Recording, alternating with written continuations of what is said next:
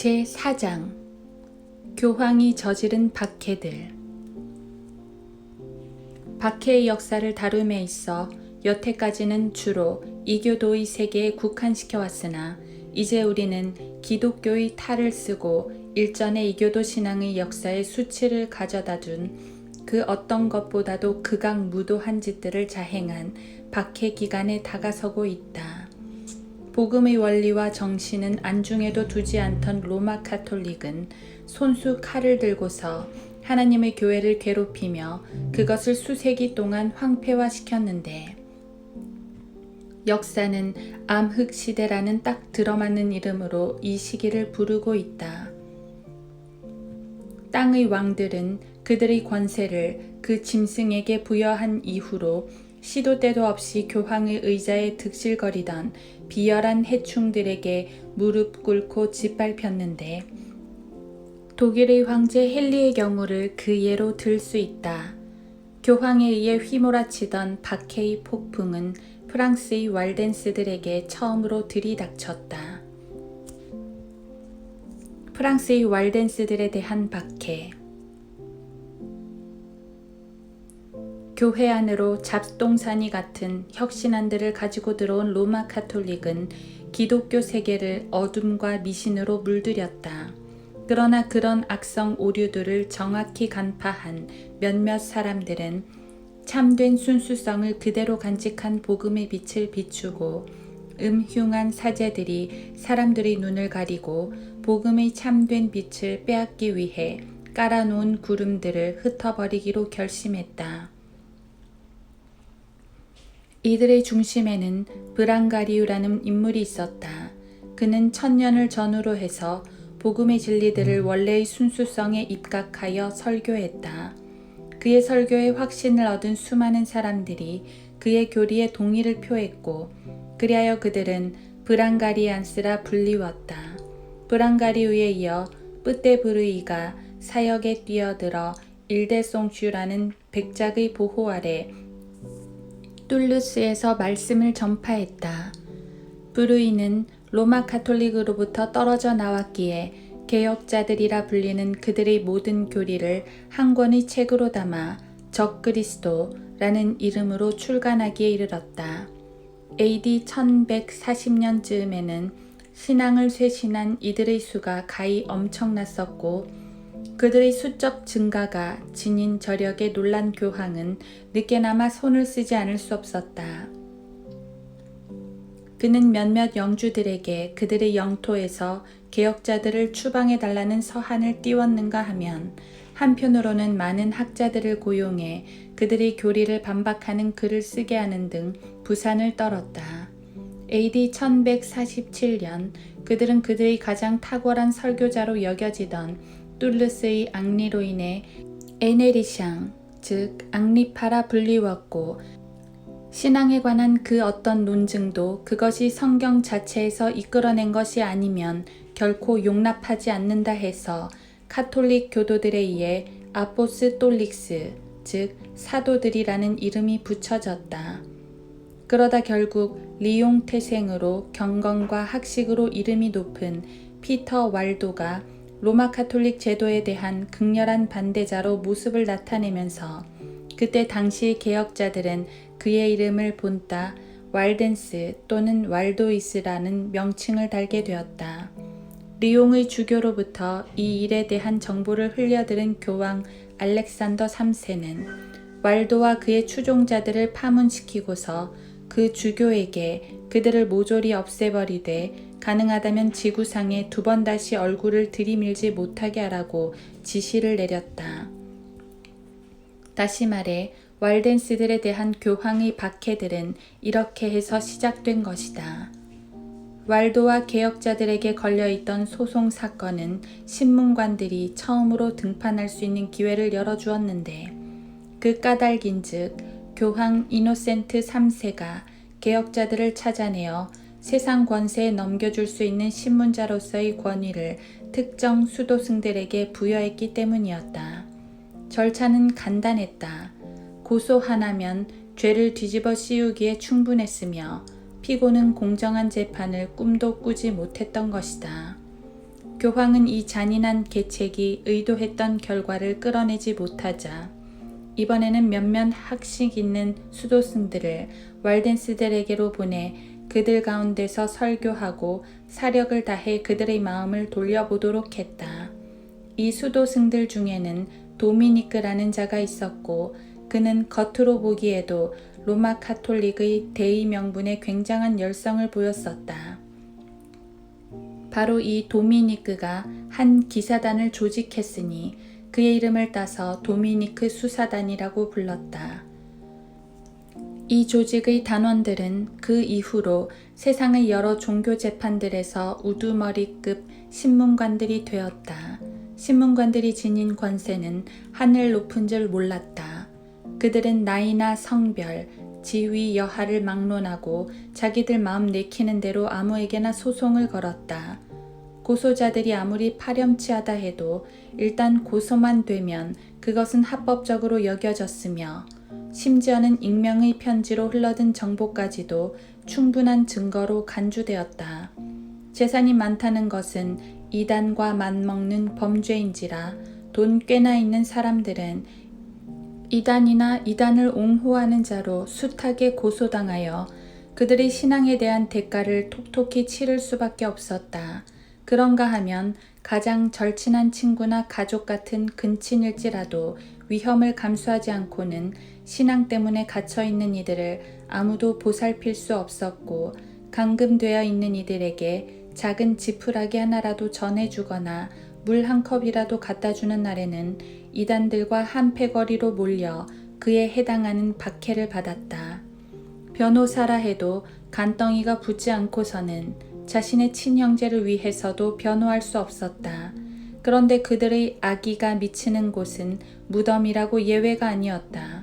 그들은 많은 이들의 뼈를 무덤에서 파내어 불태웠고 살아있는 자들에게는 너희도 까딱하면 이렇게 된다며 본때를 보여줬던 것이다. 임종을 눈앞에 둔 사람이 왈도의 추종자로 고소당하면 그의 재산이 몰수당했고 만일 유산을 상속받은 자가 있을 시에는 그것을 속여 빼앗았다. 예를 들어 어떤 이들은 팔레스타인의 성지로 보내졌고 그들이 없는 사이 도미니크 수사들이 그들의 집과 재산을 갈취했는데 그 소유주들이 여행에서 돌아오면 자기네들은 도무지 모르는 일이라며 자주 딴청을 피우곤 했던 것이다. 이런 박해들은 로마 카톨릭의 서로 다른 교황들과 고위 성직자들에 의해 수세기 동안 끊이지 않고 자행되었다. 알비겐스들에 대한 박해. 알비겐스들은 당시의 개혁 신앙을 가지고 있던 사람들로서 알비라는 지방에 거주했다. 그들은 교황 알렉산더 3세의 명령에 의해 라테란 교회에서 유대를 선고받았는데 그럼에도 그들이 어찌나 놀랍게 늘어나던지 그들의 신앙을 가진 이들이 수많은 도시들에 거주했는가 하면 몇몇 저명한 귀족들도 그들의 교리를 받아들였다. 귀족들 가운데는 툴루스 백작, 레이몬과 동명이인 푸아 백작, 그리고 브지에르 백작 등이 있었다. 뿌떼라는 이름의 한 탁발 수도사가 툴루스 백작의 영내에서 살해된 일이 있었는데 교황은 이 살인사건을 그 귀족과 그의 영주민들을 박해할 구실로 삼았다. 이것을 이루기로 마음먹은 그는 알비겐스들을 강제로 억누를 군대를 일으키기 위해 유럽 전역에 특사를 파견했다. 자신이 성스러운 전쟁이라 이름 붙인 이 전쟁에 참여하여 40일간 복무하는 모든 이들에게는 천국을 약속했고 성지로의 성전들에 몸담았던 이들에게 했던 것처럼 이 목적에 직접 가담하는 이들에게도 동일한 면죄부를 쥐어주었다. 두려움을 모르는 백작은 교황의 특사들과 시몽, 즉 고집불통의 카톨릭 귀족인 몽트포르 백작을 맞서 매우 용맹스럽게 담대함으로 툴루스와 다른 지역들을 방어했고 수차례의 승리를 거두었다. 여간에서는 툴루스 백작을 공개적으로 굴복시킬 수 없게 되자 이번엔 프랑스의 국왕과 대비와 3명의 대주교가 손을 맞잡고서 또 다른 가공할 병력을 일으켰다. 그들은 툴루스 백작에게 협상할 게 있으니 좀 나와줄 수 없겠냐는 간책을 썼고 그들을 철석같이 믿고 모습을 나타낸 그를 붙잡아 죄수로 만들어버렸다. 그리고 그는 그의 적들이 보는 앞에서 맨발과 맨머리로 강제로 세워진 채 신앙을 버리겠다는 비굴한 서명을 강요당했다. 이 일이 있은 후 알비겐스들에게 가혹한 박해가 가해졌고 평신도가 신성한 성경을 읽는 일을 금지시키라는 특명이 떨어졌다. 알비겐스들에 대한 박해가 매우 심하기는 1620년에도 마찬가지였다. 1648년에는 리투아니아와 폴란드 전역에 걸쳐 맹렬한 박해가 일어났는데 러시아 남부의 변경 지방에 사는 혼혈의 농경 종족으로 말을 잘 타며 제정시대에는 경기병으로 유명했던 코작인들이 어찌나 극악무도하게 잔인하던지 중세의 아시아 서부와 유럽 동부를 침략한 몽고족이나 터키족의 유목민족인 타타르인들 스스로도 그들의 야만스러움을 부끄럽게 여길 정도였다. 순교자들 가운데는 아드리앙 샬랭스키라는 목사가 있었는데 그는 느긋한 불에 산채로 구워졌다. 주님을 고백하는 이들이 구세주의 적들로부터 지금껏 견뎌온 그 참혹함이 어떠한지는 그가 어떻게 고통을 당하고 죽었는지를 머릿속에 그려보면 짐작할 수 있을 것이다.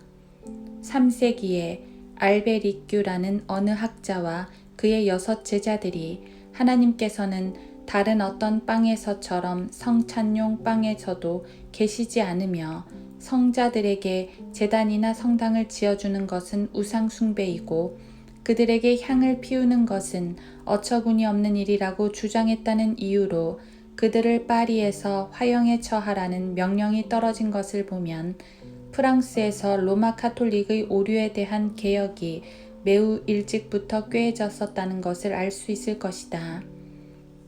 알메리큐와 그의 제자들이 순교를 당한 건 사실이지만 그렇다고 해서 그 일이 많은 이들의 앞을 가로막아 그들이 그의 관념이 정당하다는 것을 인정하고 그 개혁신앙의 순수성을 이해하는 것을 막지는 못했다.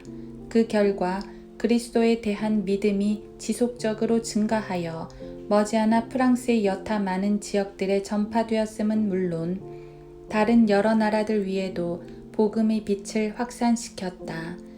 1524년 멜당이라 불리는 프랑스의 어느 작은 도시에서 존 클라르라는 사람이 교황은 적그리스도라고 써놓은 전단을 교회 문에다 붙여놓은 일이 있었다.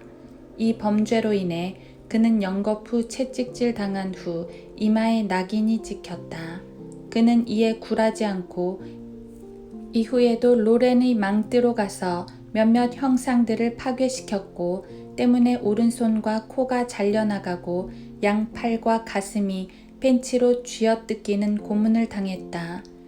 그는 이러한 잔악한 행위들에도 불구하고 꿋꿋함으로 견뎌냈으며 우상숭배를 명백히 금하는 시편 115편을 노래할 정도로 침착하기까지 했다. 그 후 그는 불길 속에 던져져 한 줌의 재로 변했다.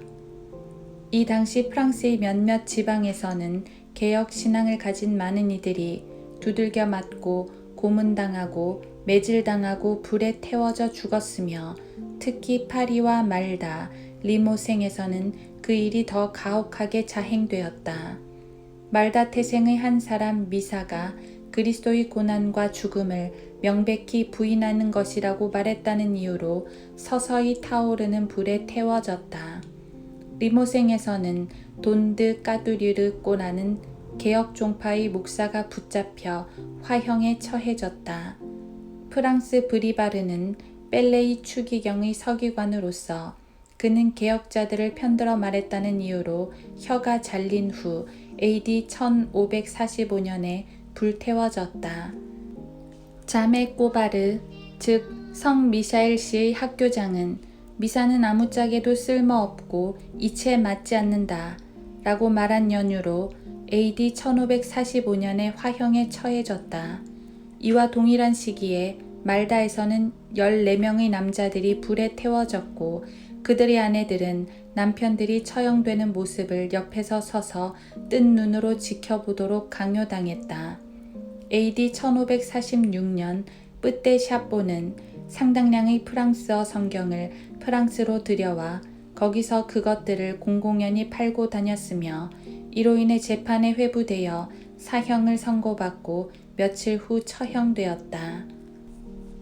얼마 후 모에 사는 어떤 장애인과 스테팡 폴리우라 불리는 페라의 학교장 종 알릭시라는 남자가 믿음 때문에 화형에 처해졌다. 부유한 보석상 블롱델 씨는 AD 1548년에 리옹에서 체포되어 파리로 보내졌고 그곳에서 AD 1549년에 법정 선고에 따라 믿음 때문에 화형에 처해졌다. 19살의 청년 헤르베르는 디종에서 불길에 넘겨졌고 플로랑 베노트 또한 같은 해에 그렇게 되었다. 1554년 개혁 신앙을 가진 두 남자가 그중 한 명의 아들, 딸과 함께 체포되어 니베른 성에 감금되었다. 조사를 받을 때 그들은 그들의 신앙을 숨김없이 고백했고 그리하여 사형에 처하라는 명령이 떨어졌다. 그들은 자신의 몸에 기름과 유황, 화약이 발라질 때 다음과 같이 외쳤다. 차라리 소금을 발라달라. 이 죄악으로 가득하고 썩어 빠진 육신에 소금을 바르란 말이다. 그때 그들의 혀가 잘렸고 그 뒤 그들은 타오르는 불길에 넘겨졌다. 그 불길은 그들의 몸에 발라진 인화성 물질 덕에 그들을 순식간에 재로 만들어버렸다. 파리에서 있었던 성 바돌로메의 대학살 1572년 8월 22일 피가 낭자한 이 악마적인 만행이 시작되었다. 그것은 바로 일전에 자신의 가지들에서 고통을 겪었던 프로테스탄트 나무의 뿌리를 단번에 뽑아버리려는 의도를 지니고 있었다. 프랑스 국왕은 그의 여동생과 프로테스탄트들의 수장이자 거두인 바나르 군주사이의 결혼을 교활하게 제의했다. 이 신중치 못한 결혼은 8월 18일 파리에서 부르봉의 추기경의 주례로 결혼식을 위해 특별히 마련된 높은 무대에서 공개적으로 치러졌다. 그들은 교황이 함께한 자리에서 무척이나 성대한 만찬을 들었고 파리에서는 국왕과 저녁 식사를 함께했다.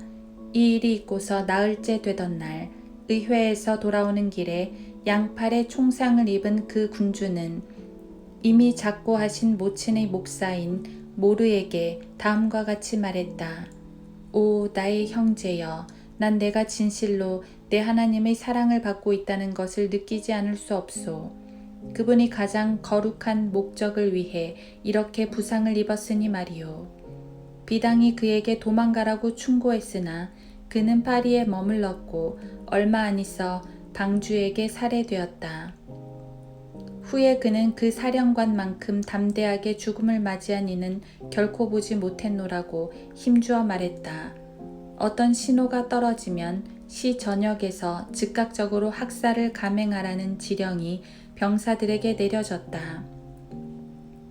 그 사령관을 죽인 그들은 그를 창문 밖 길바닥으로 내던졌고 거기서 그의 머리가 베어져 교황에게로 보내졌다.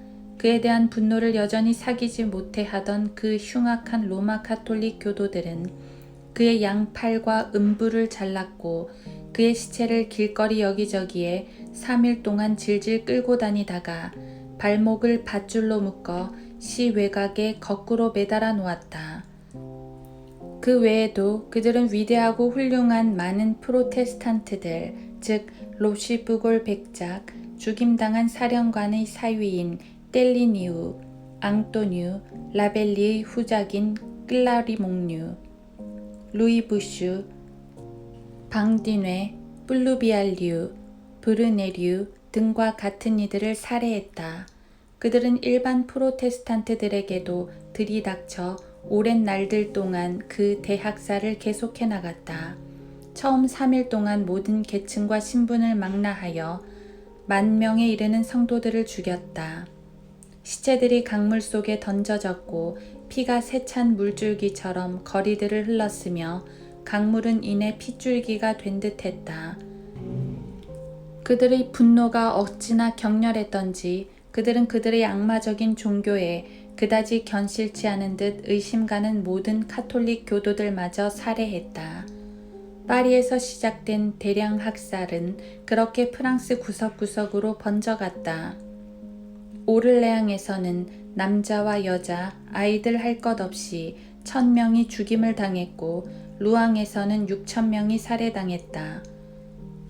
멜디트에서는 2,000명이 수감되었고 후에 단위별로 무리지어 끌려나와 잔인하게 살해되었다. 리옹에서는 800명이 학살당했다. 여기 부모의 품을 꽉 붙잡고 있는 아이들과 그들을 따뜻하게 부둥켜 안은 부모들은 서슬퍼런 칼날들과 스스로를 카톨릭 교회라고 부르는 작자들의 피에 굶주린 마음엔 그야말로 입맛 돋구는 식삭감이었다. 이곳 사제의 자택에서 300명이 죽임을 당했지만 살인을 저지른 그 불경한 수사들은 그 누구도 땅에 묻히는 걸 허용하려 들지 않았다. 어구스토 보나에서는 파리에서의 대학살을 전해들은 시민들이 즉시 성문을 걸어 잠궈 어떤 프로테스탄트도 도주하지 못하게 해놓고서 눈에 불을 켜고 개혁교회의 개개 구성원들을 찾아내어 그들을 감옥에 집어넣은 후 야만적으로 살해했다. 동일한 잔혹행위가 아바리꿈, 드로이, 툴루스, 루앙뿐 아니라 시에서 시에 이르는 다른 많은 지역들과 소도시, 촌락 등 그야말로 프랑스 전역에서 자행되었다. 이 끔찍한 사륙을 확증이라도 해주듯 분별력과 학식을 겸비한 한 로마 카톨릭 교도가 써내려간 아래의 흥미로운 실화가 어찌 알았는지 때마침 이곳의 모습을 드러낸다. 나바르의 젊은 왕이 프랑스 국왕의 누이 동생과 올린 결혼식은 화려하게 치러졌다. 입에 담을 수 있는 모든 애정어린 말과 우정이 결코 변치 않을 거라는 온갖 장담들, 인간들 사이에 신성시되는 모든 맹세들이 대비인 까따린과 국왕의 입에서 아낌없이 쏟아져 나왔다. 그러는 동안 궁정에 있는 나머지 사람들의 머릿속엔 온통 축하 행사와 연극들, 가장 무도회에 대한 생각들 뿐이었다. 마침내 밤 12시, 그러니까 성 바돌로메의 축일 직전에 신호가 떨어졌고 그 즉시로 모든 프로테스탄트들의 집 문들이 우당탕 일제히 열어져 쳐졌다. 사령관 꼴리니는 왁자지껄한 소리에 놀라 침대에서 벌떡 뛰쳐나왔고 그때 암살단들이 그의 침실로 들이닥쳤다. 베즘이라는 자가 그들을 인솔했는데 그는 기스공장 일가에서 하인으로 커온 자였다. 이 비열한 자는 사령관의 가슴을 칼로 찌른 후 그의 얼굴을 베어버렸다. 베즘은 독일 사람이었으며 후에 프로테스탄트들에게 붙잡혔다. 로셀 시민들은 그를 데려다가 교수형에 처한 후 네토막으로 자르려 했지만 브레땅 비라는 자가 먼저 손을 써서 살해해버렸다. 기스의 젊은 공작 앙리는 후에 카톨릭 연맹을 구상했고 블루아에서 살해당했는데 그 끔찍한 살생이 완수될 때까지 문켠에 서 있던 그는 베즈마 다 되었느냐 라고 큰 소리로 외쳤다. 이 말이 떨어지기 무섭게 그 불한당은 사령관의 몸을 창밖으로 내던졌고 꼴리니는 기스의 발치에서 숨을 거두었다. 뗄리니 백작 또한 희생되었다. 그는 약 10달 전에 꼴리니 딸과 결혼식을 올렸다.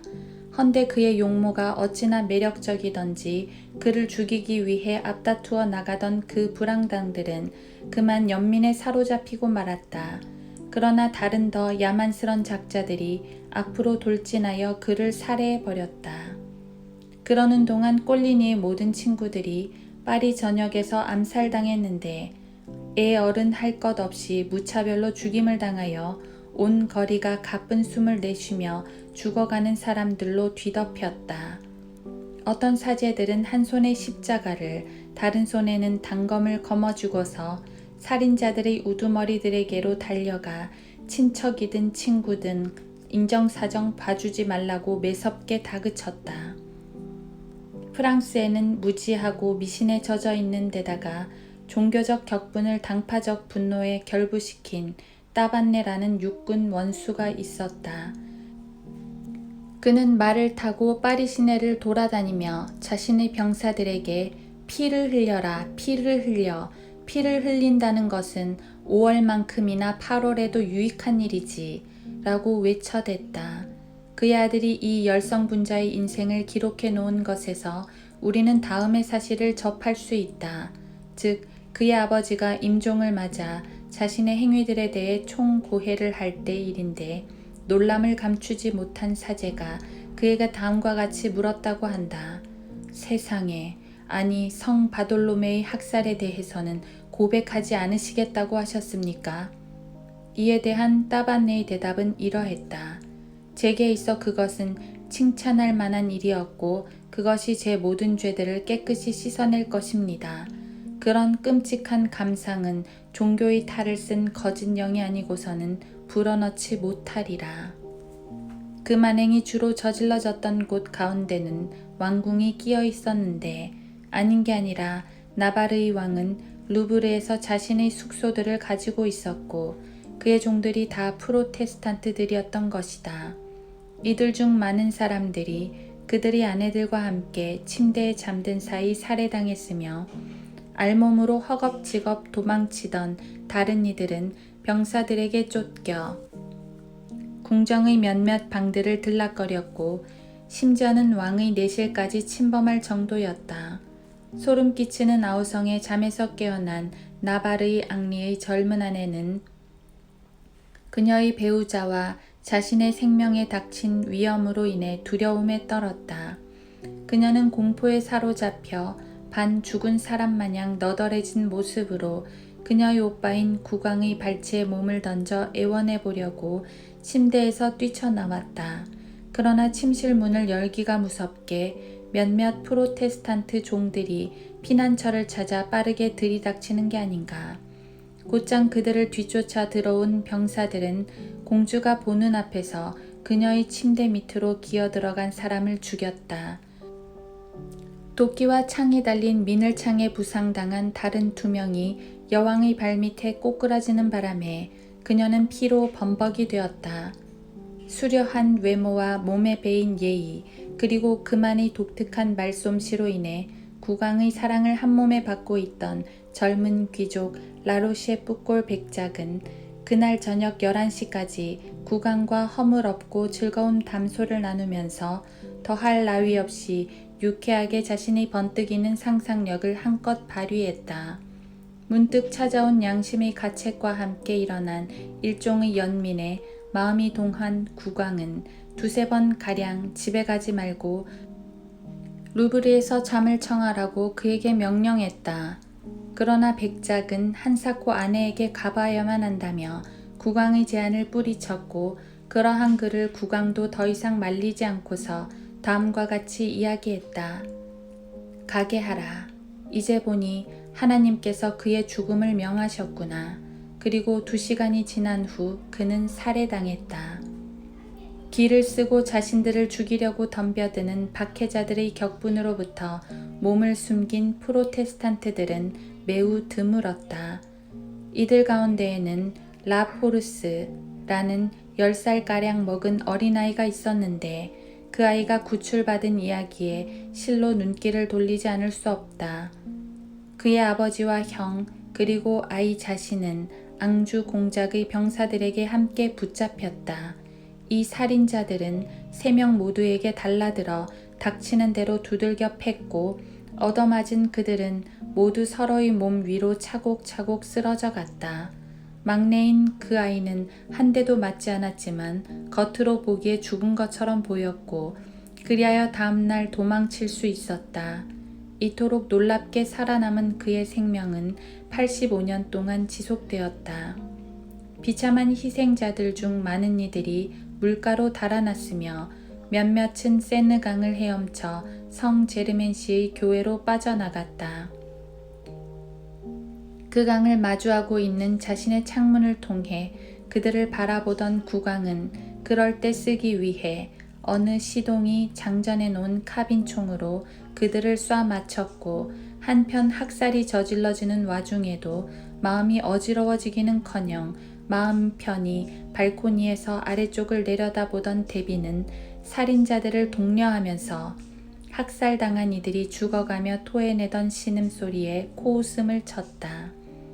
그리고 들뜬 야망으로 불붙은 이 야만스런 여왕은 그것을 만족시키기 위해 자신의 당적을 영원히 바꿔버렸다. 이 끔찍한 만행이 있고서 며칠이 지난 후 프랑스 법정은 법의 형식을 빌어 그것에 그럴싸한 부실을 갖다 붙이려고 애를 썼다.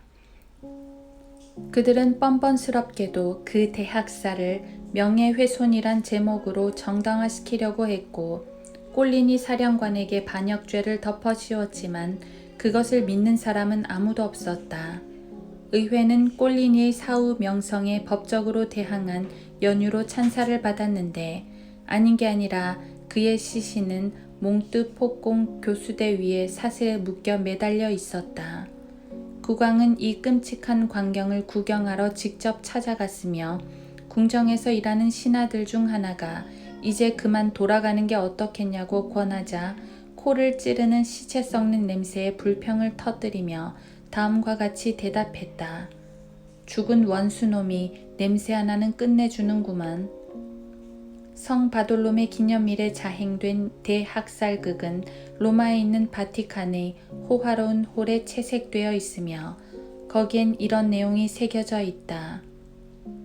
교황은 꼴리니의 죽음에 찬성을 표하노라. 나바르의 젊은 왕은 데비가 보여준 동정 때문이라기보다는 정책상으로 목숨만은 부지했으며 그녀는 왕이 죽을 때까지 그를 죄수로 가둬두었다. 이유인즉 잘만 하면 볼모로 잡힌 그가 저당과 담보 역할을 하여 도망칠 가능성이 있는 프로테스탄트들을 복종시킬 수도 있었기 때문이었다. 이 끔찍한 만행은 파리시에만 국한된 것이 아니었다. 말하자면 동일한 명령이 프랑스 전역의 총독들에게 왕실로부터 하달되었고 그리하여 불과 일주일 만에 약 10만 명의 프로테스탄트들이 왕국의 여러 지역들에서 난도질 당했던 것이다. 두세 명의 총독들만이 왕의 명령에 순응하기를 거부했다. 이들 중 하나로 몽뜨 모랭이라 불리는 오베른의 총독은 다음과 같은 서신을 왕에게 띄웠는데 이는 후대의 길이 물려줄 만한 가치를 지니고 있다. 폐하, 전 제 관할 구역에 있는 모든 프로테스탄트들을 죽이라는 폐하의 옥새가 찍힌 명령을 받아보았습니다. 소인은 폐하를 심히 존경하기에 그 편지가 위조문서가 아니라는 것을 믿을 수가 없습니다. 하오나 만에 하나 그 명령에 거짓이 없다 해도 폐하를 심히 존경하옵는 저로서는 그것에 복종할 수 없나이다. 로마에서는 그 무시무시한 기쁨이 어찌나 컸던지 거창한 축제일과 기념일을 지정하여 그 기쁨에 취해 자신이 궁리해낼 수 있는 온갖 환희의 표현들을 과시한 이들에게 엄청난 관대함을 보여주었다는 걸 아는가. 그 소식을 최초로 전해준 사내가 로렌 추기경으로부터 1000크라운을 하사받은 일을 보더라도 그들의 기쁨이 어느 정도였는지 가히 짐작하고도 남음이 있을 것이다. 헌데 국왕이라고 가만히 있을 수 있는가. 그 또한 이제 위그노 교도들의 씨를 말려버렸다는 결론을 내리며 기쁨을 감추지 말고 축제를 마음껏 즐기라는 명령을 내렸던 것이다. 자신들의 몸값으로 상당량의 돈을 지불한 많은 사람들이 그 후 즉시 살해되었으며 보호와 안전을 보장하겠다던 왕의 약속만을 철석같이 믿고 있던 몇몇 마을의 주민들은 그 약속들만 바라보고서 그의 장군들과 대장들에게 제 발로 투항했건만 곧바로 죽임을 당하고 말았다. 보르도에서는 자신의 설교 시간에 학살하라며 로마 가톨릭 교도들을 줄곧 다그치고 나던 어느 불안당 같은 수도사의 선동으로 264명이 잔인하게 살이되었는데 그들 중에는 의회 의원들도 몇 명 포함되어 있었다. 이와 동일한 경건한 형제애를 지닌 또 다른 수도사가 맨의 아젠디꿈에서 유사한 학살극을 벌였는데 그곳에서는 거룩한 신문관들의 사탄적인 제안에 발끈 일어선 민중들이 프로테스탄트들에게 달려들어 그들을 죽이고 가옥을 약탈하고 교회를 부숴버렸다. 블루아로 진군에 들어가던 기스 공작은 자신의 군사들이 너나 할 것 없이 약탈물에 덤벼들고 프로테스탄트들이 눈에 띄는 족족 그들을 죽이거나 익사시키는 일을 조용히 묵인해 주었다. 이 일에 있어 그들은 나이나 성별을 전혀 고려치 않았고 여성들을 욕보인 후 죽이기를 일삼았으며 거기서 다시 메르로 진격해 들어간 그는 계속해서 많은 날들 동안 동일한 난행을 저지르고 다녔다. 여기서 그들은 까세보뉴라 이름하는 목사를 찾아내어 강물 속에 던져 넣었다. 앙주에서 그들은 알비아규라는 목사를 죽였고 많은 여성들을 욕보인 후 그 자리에서 살해했다. 그들 가운데는 자신들의 아버지가 보는 앞에서 욕을 당한 두 자매가 있었는데 암살단들은 그들을 잘 보이게 벽에 매달고서 그들과 그들의 아버지를 살해했다. 뚜랭의 장관은 자신의 생명을 위해 많은 돈을 지불하고도 곤봉으로 잔인하게 두들겨 맞고 옷이 벗겨졌으며 또한 양다리를 위쪽으로 하고 머리와 가슴이 강물 속에 잠긴 채 매달리게 되었다. 그가 숨을 거두기 전 그들은 그의 복부를 갈라 열고 창자를 뜯어내어 강물 속에 던졌으며 그 후 그의 심장을 창날에 꽂고서 도시 여기저기를 돌아다녔다. 바르에서는 차마 눈뜨고는 못 볼 잔인한 행위들이 철 모르는 아이들에게까지 저질러졌다. 살인자들은 그들의 배를 찢어 열고 창자를 끄집어냈으며 바로 그 광분을 못 이겨 이빨로 직접 그것들을 깨물어 끊어버렸다. 이미 성으로 달아난 이들은 그들이 항복했을 때 거의 대부분이 교수형에 처해졌다. 이와 같은 그들의 만행은 아티스콩시에서도 저질러졌는데 그들의 팔다리를 자른 후 죽이는 일을 오락으로 여겼는가 하면 그들은 자신들의 방문객들을 즐겁게 해주기 위해 껑충껑충 기가 막히게 잘 뛰는 사람들을 보신 적이 있으십니까?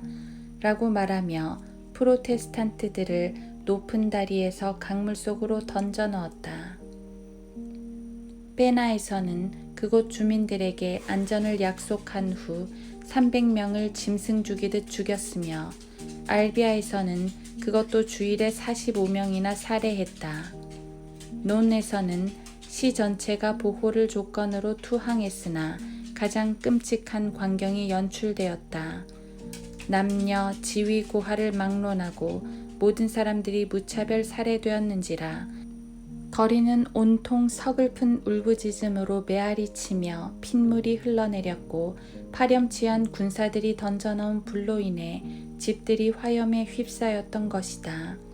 자신의 남편과 함께 숨어있던 곳에서 끌려나온 한 여인은 처음엔 잔인한 군인들에 의해 욕보임을 당하더니 그 후 병사들의 강요로 뽑아든 칼이 양손에 쥐어져 있는 동안 그들의 완력에 밀려 그것을 남편의 뱃속에 찔러놓고야 말았다.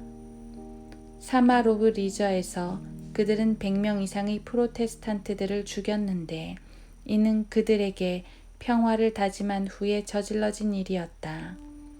앙티시도에서는 100명이 죽임을 당했으며 그들 중 일부는 옥외 변소에 나머지는 강물 속에 버려졌다. 오를레앙에서 투옥되었던 100명은 격노한 군중들에 의해 무참히 살해당했다. 로셜의 프로테스탄트들로 말하자면 그들은 지옥의 분노를 기적적으로 피해 그곳으로 도피한 이들이었다. 그들은 그 거룩한 마귀들에게 무릎 꿇은 이들이 얼마나 형편없이 살아가는지를 목도하고서 목숨 걸고 저항했으며 이 일로 힘을 얻은 여타 몇몇 도시들도 동일한 자세를 견지했다. 국왕은 로시엘 한 곳을 쓰러뜨리기 위해 프랑스의 거의 모든 군사력을 파견했고 그들은 그 도시를 7개월 동안이나 포위했다.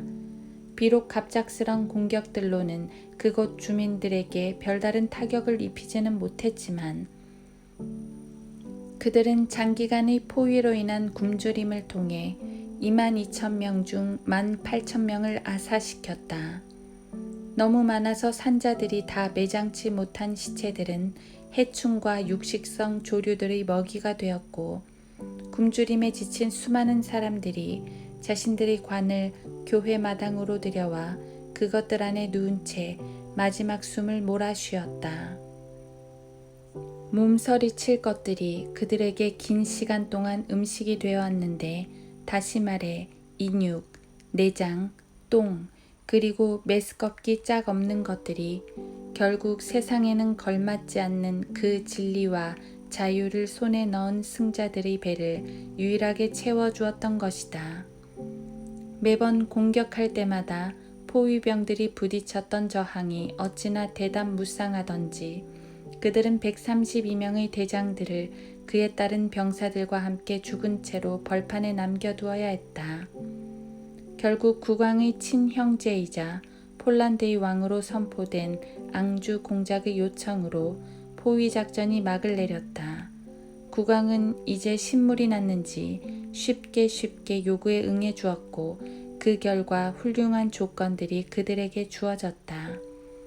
이 모든 가공할 학살극이 자행되는 가운데 많아야 2명의 복음 사역자들만이 희생되었다는 것은 하나님의 눈부신 섭리적 간섭이 아닐 수 없다.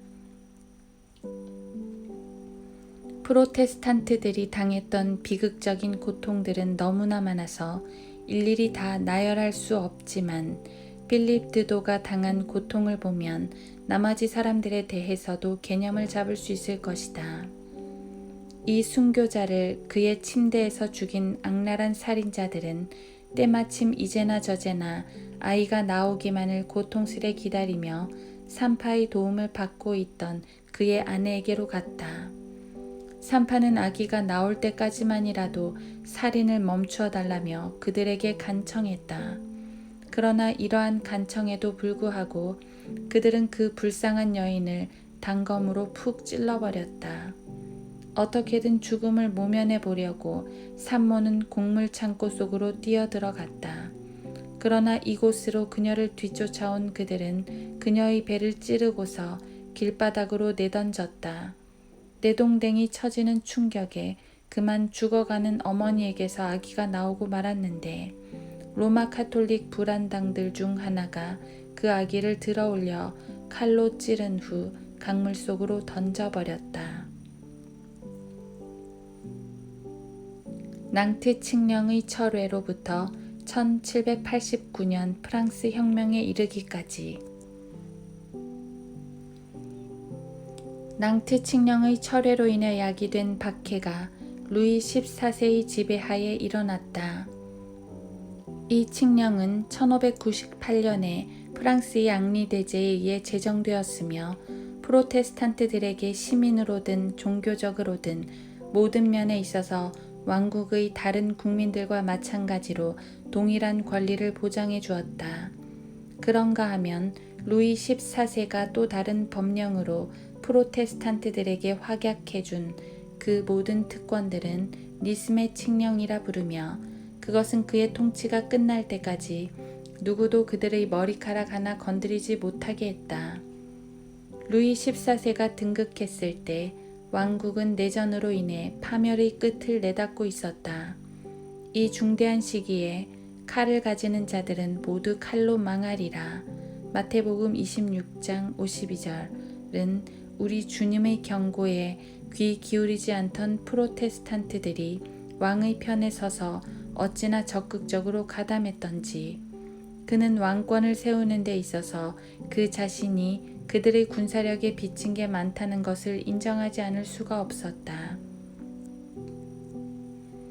그러나 자신을 위해 싸워준 그 부대원들을 아끼고 보상해 주기는커녕 그는 자신을 보호해준 동일한 무력이 자신을 전복시킬 수 있다는 스스로의 판단과 로마 카톨릭의 음모에 귀가 솔깃해져 마침내 그의 최종 결정을 암시하는 처벌자 명단을 공포하고 여러 가지 제재를 가하기 시작했다. 로셸은 믿기지 않을 정도로 많은 탄핵을 받고서 시 전체가 즉시 족쇄를 차는 신세가 되었고, 몽또망과 밀로는 병사들에 의해 약탈당했다. 로마 카톨릭의 판무관들이 프로테스탄트들이 관여된 일을 통할하도록 임명되었는지라 만일 어디에 호소할 일이 생기면 국왕의 자문위원회에 가야지 그들의 법령에 호소한다는 것은 꿈도 꾸지 못할 노릇이었다. 이것은 시민과 종교인으로서 행할 수 있는 그들의 권리를 뿌리채 흔들어 놓았고, 그들 프로테스탄트들이 어떤 법정에서건 카톨릭 교도를 고소하는 길을 원천 봉쇄해버렸다. 이를 뒤이어 또 다른 명령이 떨어졌는데, 이번엔 지난 20년간 프로테스탄트들이 무어라 말하고 또 어떤 행동을 취하든지 그것에 관해 모든 교구에서 조사를 벌이라는 것이었다. 이로 인해 감옥들은 죄 없는 희생자들로 넘쳐나게 되었고, 다른 이들은 노예나 죄수에게 노를 젓게 했던 배인 갤리선에 승선하거나 추방형을 선고받았다. 프로테스탄트들은 모든 공직과 거래, 특권, 고용에서 추방당했으며 그로 인해 그들의 생계수단을 박탈당했다. 박해자들의 이 야만성은 정말 도가 지나쳐도 유분수지. 그들은 심지어 산파들이 그들 본연의 일을 하는 것조차 허락지 않으려 했다. 그들의 산모들을 다른 때도 아닌 산고로 생명이 왔다 갔다 할 때 그들의 원수들, 즉 짐승 같은 로마 카톨릭 교도들에게 강제로 굴복시키는 일을 자행했다. 그들의 아기들은 로마 카톨릭 교도들에게 교육을 받기 위해 어머니의 품에서 떼어내졌고 7살이 되면 로마 카톨릭을 받아들이게 되었다. 개혁 신앙인들은 그들의 환자를 치료하거나 가난한 이들을 구제하는 일이 금지되었을 뿐 아니라 모든 사적인 경배도 금지된지라 신성한 예배를 드리고자 하면 반드시 로마 카톨릭 주교가 동석한 가운데 드려져야만 하는 어처구니 없는 일이 생겼다. 불운한 희생자들이 왕국을 떠나는 것을 막기 위해 변방에 있는 모든 통로들을 철통같이 경비했으나 하나님의 선하신 손길로 인해 약 15만 명이 그들의 감시를 피해 다른 나라들로 이주해 가서 그 참담한 이야기를 전해주었다. 여기까지 얘기된 모든 것은 그들의 손으로 제정한 선언서, 즉 낭트 칙령에 대한 위반 행위들에 불과하다. 마침내 그 칙령의 악마적인 철회가 1685년 10월 18일에 통과되어 제22조항으로 등록되었고, 이는 모든 형태의 법을 거스르는 것이었다. 칙령이 철회되기가 무섭게 용병들이 전국의 프로테스탄트들에게 배치되었으며 그들은 프랑스 전역에 다음과 같은 일관된 소식을 가득히 퍼뜨렸다. 즉, 국왕이 어떤 위근호 교도도 자신의 왕국에서 눈에 띄는 걸 용납하려 하지 않으니 그들은 마음 단단히 먹고 그들의 종교를 바꾸어야만 한다는 것이었다. 이에 관해 모든 교구에 있는 행정관들은 개혁신앙을 가진 거주민들을 한데 모아놓고서 그들에게 내키든 내키지 않든 꿈을 대지 말고 로마 카톨릭으로 개종해야만 한다고 일러주었다.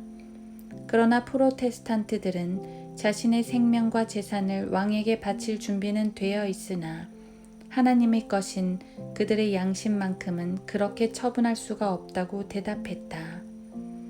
답변이 떨어지자마자 군대들이 성문들과 도시들의 대로를 점령했다.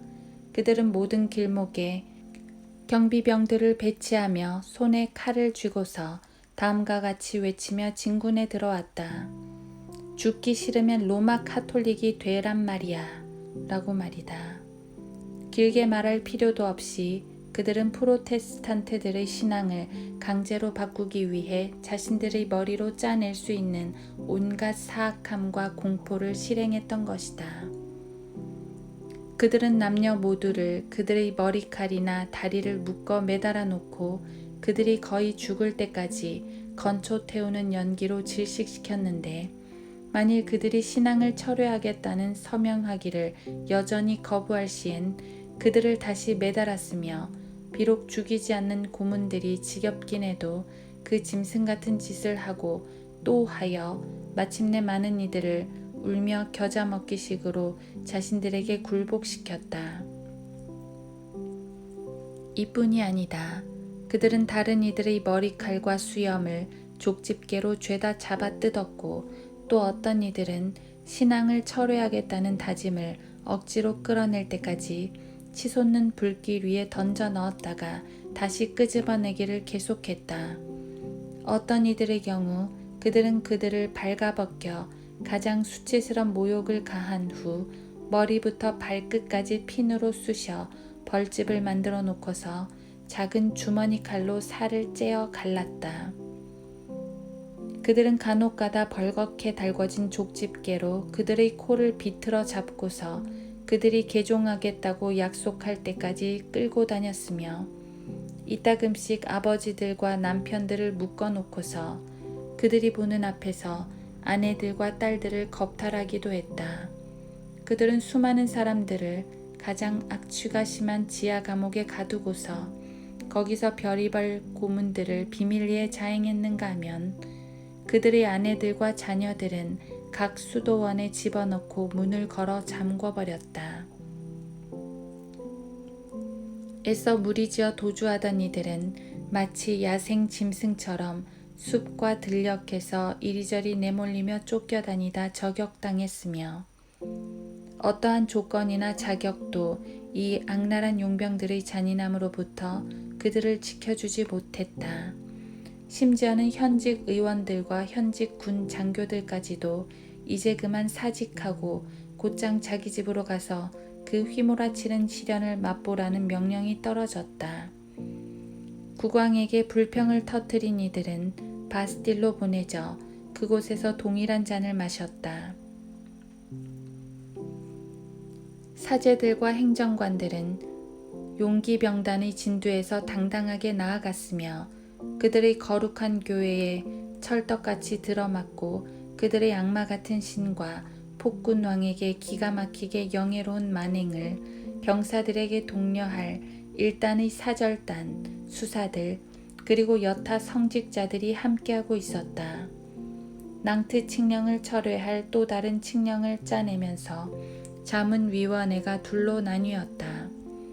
다시 말해 평신도는 물론 모든 성직자들도 감옥에 가두어 강제로라도 로마 카톨릭으로 개종시키자는 이들이 있는가 하면 그들이 있음으로 인해 고난을 견뎌내는 프로테스탄트들이 더 공고히 될 것이고 또 어쩔 수 없이 개종한다 해도 교리적 논쟁이 되는 문제들에 관한 방대한 지식과 경험을 지닌 그들이 언젠가는 로마 교회의 품 안에 도사린 강력한 적들이 될 테니 그들을 추방해버리자는 쪽에 손을 드는 이들도 있었다.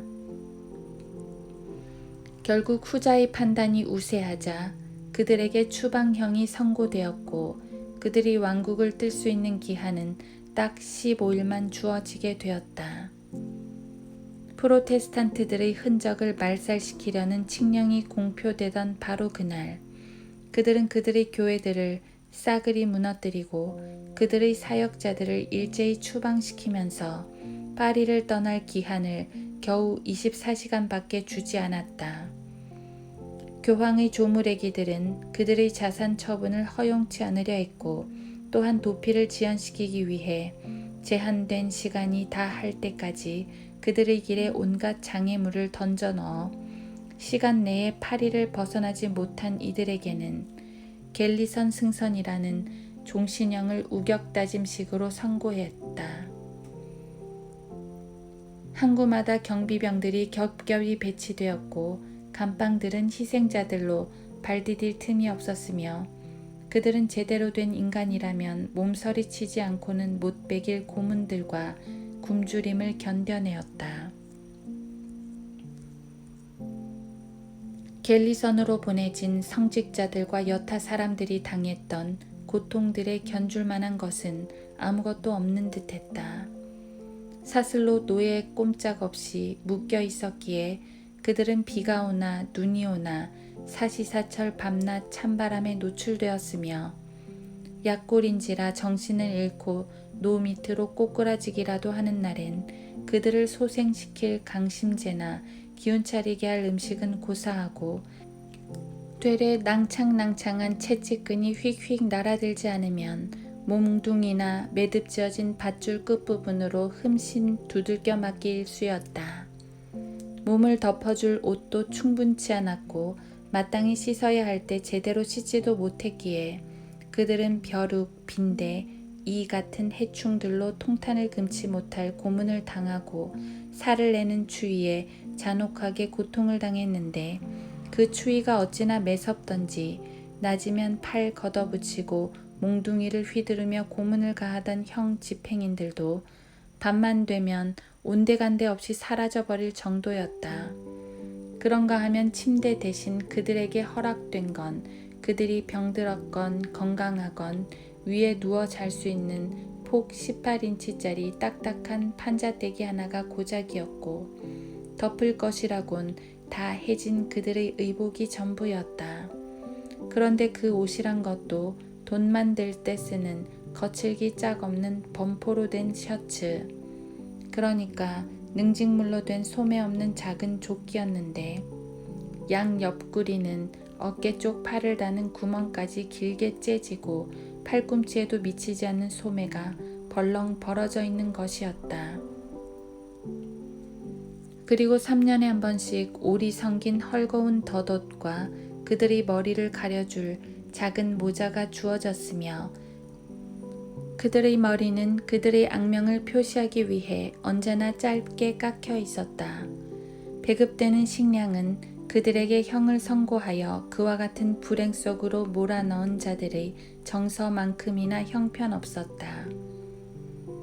병자에 대한 처우는 충격적인지라 감히 입에 담기조차 무섭다.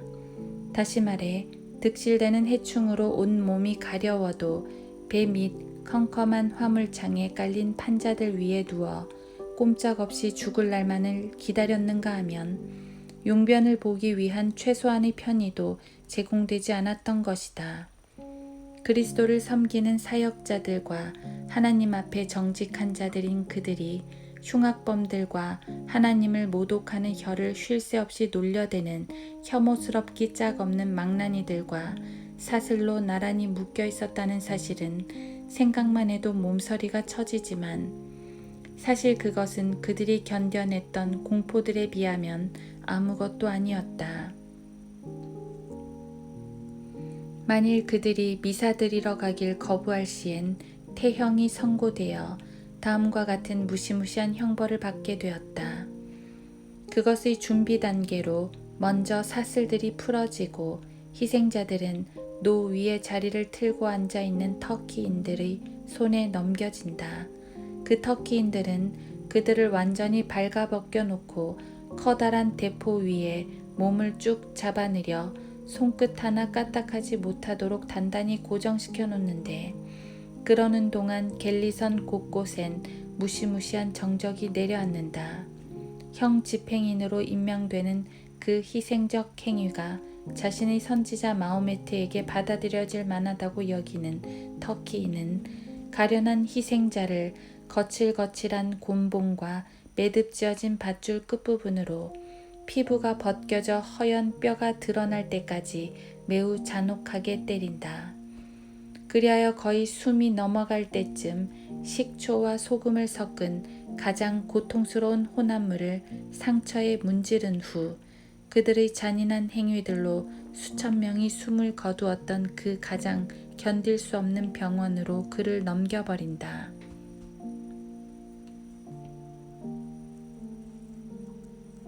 존 깔라의 순교. 우리는 존 깔라의 순교를 끼워 넣기 위해 다른 많은 개별적 순교자들의 고난을 뛰어넘는다. 비교적 최근인 1761년에 일어난 그 일은 교황의 무리들이 얼마나 옹졸했는지를 의심할 나위 없이 증명해 줌은 물론 경험이든 향상이든 그 어떤 것도 로마 카톨릭에 깊이 박혀있는 편견들을 뿌리 뽑을 수도 프로테스탄트들을 덜 잔인하고 덜 냉혹하게 대하도록 그들을 변화시킬 수도 없음을 보여준다. 존 깔라는 툴루스시의 상인이었는데 그곳에 터를 잡고 좋은 평판을 얻으며 살다가 프랑스계 영국 여인과 결혼식을 올렸다. 깔라와 그의 아내는 둘 다 프로테스탄트였기에 스라에 둔 다섯 아들 또한 동일한 신앙으로 양육했으나 루이라는 아들은 약 30년간을 가족과 함께 지내온 하녀의 꼬임에 개종하여 로마 카톨릭이 되었다. 그러나 그의 아버지는 그 일에 대해 어떠한 분노나 악의를 나타내지 않았고 오히려 그 하녀를 집안에 계속 두면서 그 아들에게 연금을 양도해 주었다. 1761년에 그 가족은 존 깔라와 그의 아내 하녀 1명, 장남인 마르 앙또니 그리고 둘째 아들 뿌떼 깔라가 전부였다. 마르 앙또니는 법률가가 되도록 교육을 받았으나 프로테스탄트라는 이유로 변호사 개업이 허락되지 않았다.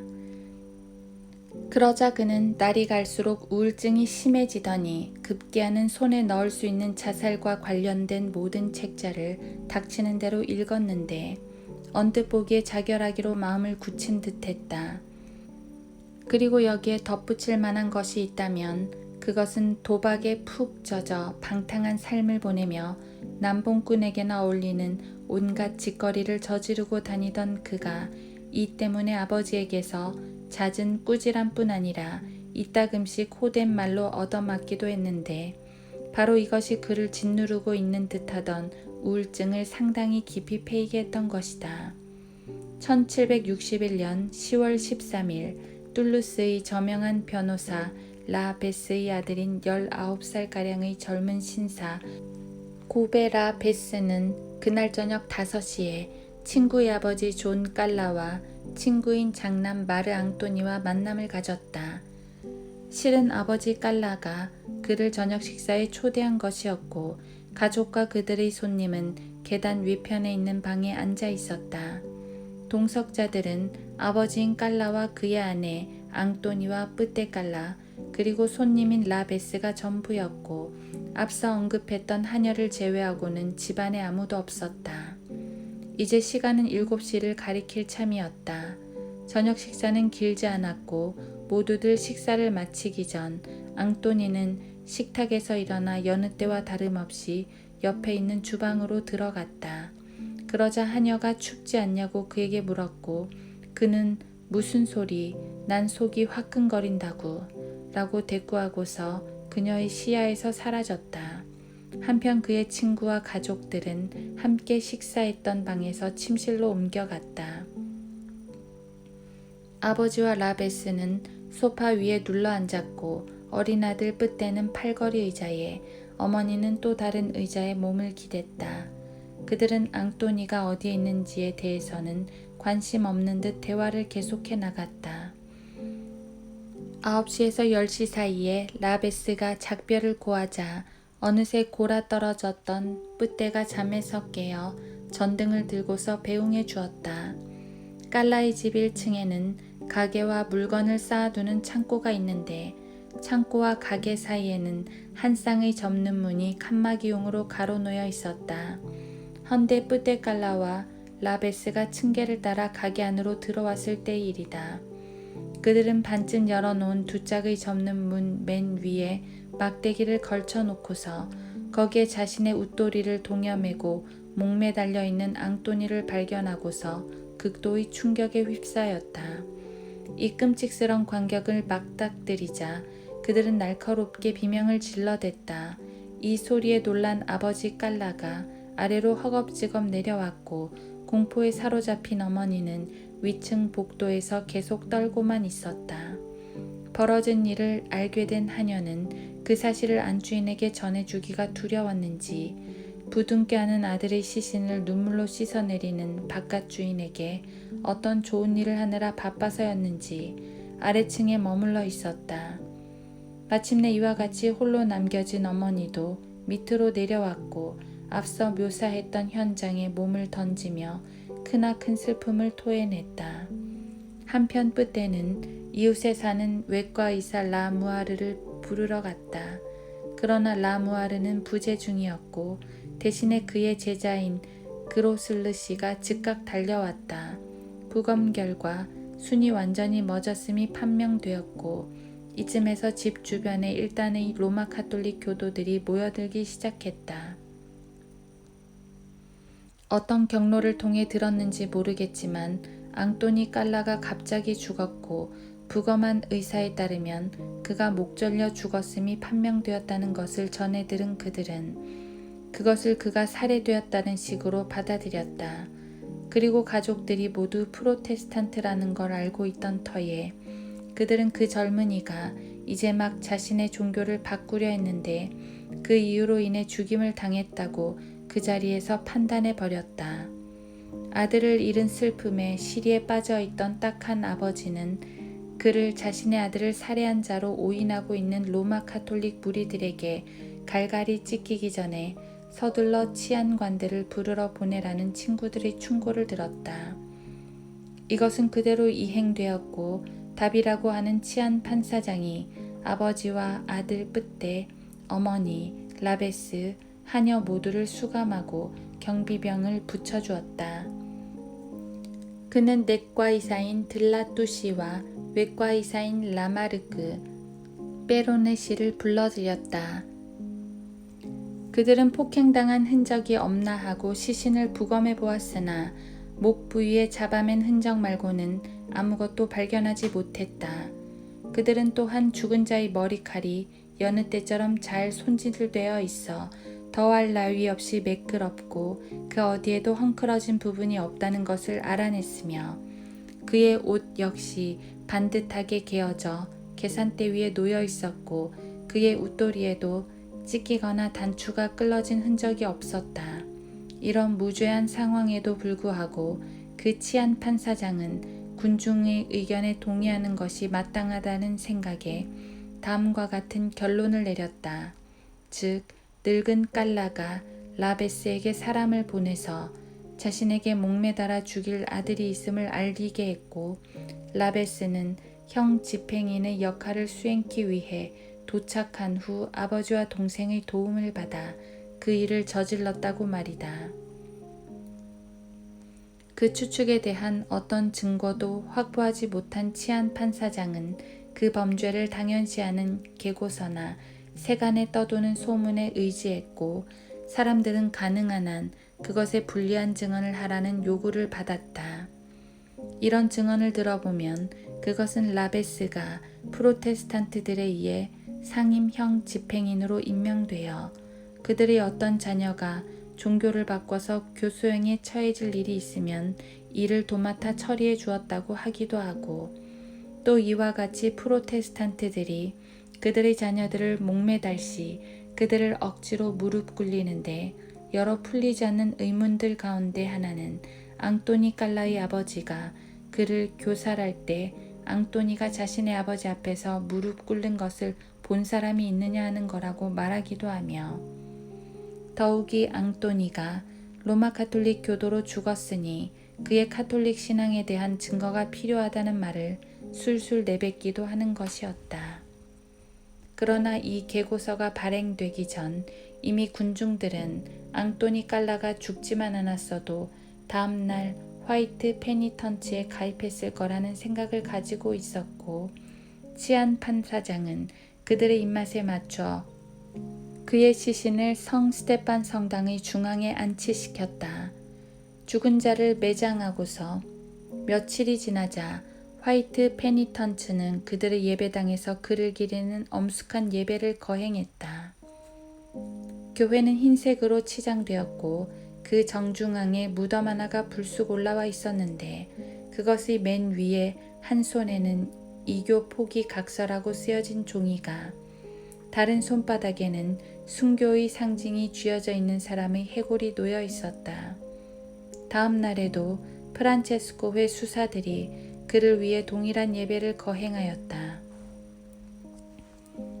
치안 판사장은 인정사정 볼 것 없이 가혹한 박해를 계속해 나갔으며 최소한의 증거도 손에 넣지 못했으면서도 불행한 아버지와 어머니, 동생, 친구, 그리고 하녀를 고문형에 처하는 것을 온당한 처사로 여기고서 11월 18일에 그들 모두를 족쇄로 채웠다. 이 무시무시한 처사로 고통받던 그들은 의회에 손을 벌렸다. 의회는 그 사건을 즉각 인지하고서 치안 판사장이 내린 형을 비합리적이라는 이유로 무효화시켰으나 그렇다고 해서 박해가 끝난 것은 아니었다.